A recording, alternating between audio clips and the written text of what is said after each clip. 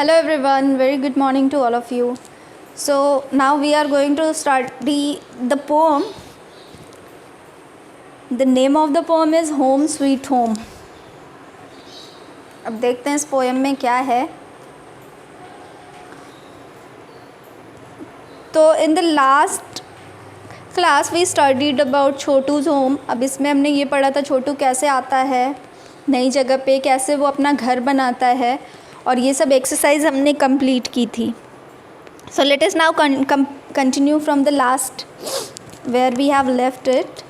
You must have seen that some animals also live with us in our houses. आपने ये चीज़ देखा होगा कि आपके घर में आपके साथ और भी एनिमल्स रहते होंगे. Some of these animal live with us because we want them to, while some are uninvited.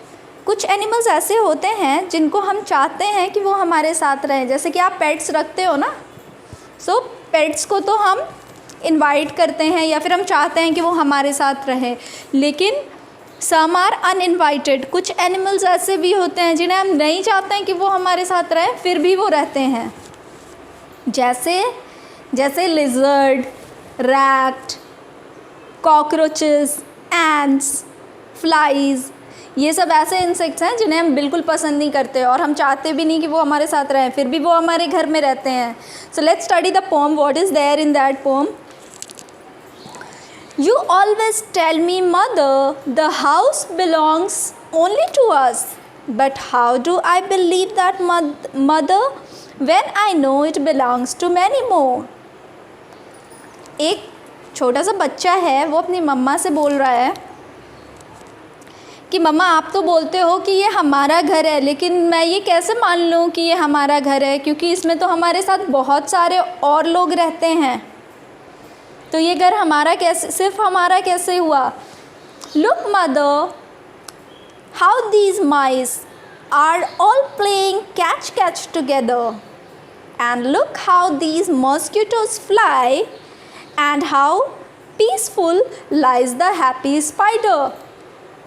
माइस का मतलब होता है चूहा. चूहों को देखा है कैसे भागते भागते आप बैठे रहते हो और कभी आपके पैर के नीचे से निकल के चले जाते हैं. आपने कभी पकड़म पकड़ाई खेली होगी ना, वैसे ये भी खेलते रहते हैं.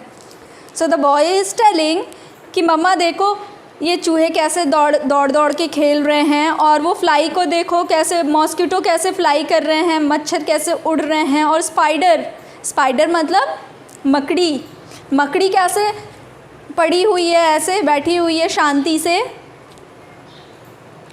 And look mother at the lazy lizard, how slowly it crawls to and fro, and look at so many black ants all marching in a row. और वो एक लिजर्ड को देखो, लेजी लिजर्ड. लेजी का मतलब होता है आलसी लिजर्ड है जो ऐसे चुपचाप से दीवार पे पड़ी हुई है और कितना धीरे धीरे क्रॉल कर रही है. लिजर्ड के चलने को हम क्रॉल करना कहते हैं. कितना धीरे धीरे क्रॉल कर रही है. और वो एंट्स को भी देखो, एंट्स चींटियाँ जो कि लाइन लगा के मार्च कर रही है. मार्च का मतलब होता है ऐसे लेफ़्ट राइट जो करते हैं ना, उसको मार्चिंग कहते हैं. सो ऐसे मार्च करते हुए एक लाइन बना के चल रही हैं. And look outside in the courtyard, the birds are all pecking about, just like when my sister and I sometimes fight, quarrel and shout. और बाहर आंगन में भी देखो, ये जो बर्ड्स हैं ये कैसे पैक कर रही हैं, जैसे कि मैं और मेरी बहन जैसे झगड़ा करते हैं ना, लड़ाई करते हैं, चिल्लाते हैं, वैसे ये बर्ड्स भी कर रही हैं. That is why I say, dear mother, don't think this house is only ours. It's dear to us and all who live here and have been living for many years. इसीलिए मैं कहता हूँ मम्मा कि ये जो घर है ये सिर्फ हमारा नहीं है, हमारे साथ बहुत सारे लोग रहते हैं, बहुत सारे इंसेक्ट्स, बर्ड्स, एनिमल्स रहते हैं, उन सब का है जो कि इतने सालों से हमारे साथ रहते हैं. And these are uninvited animals but still they live with us. So this was all about the poem. अब यहाँ पे कुछ लिखा हुआ है, do you know rats have poor eyesight but have excellent sense of smell, touch and taste. आपको पता है कि रैट्स की जो आई साइट होती है ना, वो बहुत ही लो होती है, बहुत ही ख़राब होती है, पुअर होती है, उन्हें अच्छे से दिखाई नहीं देता है। लेकिन उन्हें पता कैसे चलता है कि हमने यहाँ पे कोई चीज़ खाने वाली रखी है? क्योंकि वो स्मेल कर लेते हैं। उनको उनके स्मेल करने की जो पावर होती है ना, सेंस होती है, वो बहुत ही अच्छी होती है।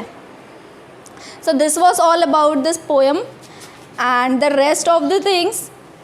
ये एक्सरसाइज है which I have already shared with you. ये एक्सरसाइज मैंने आपसे ऑलरेडी शेयर कर दी है, तो please complete the exercise in your workbook. Fine, that is all for today. Thank you everyone.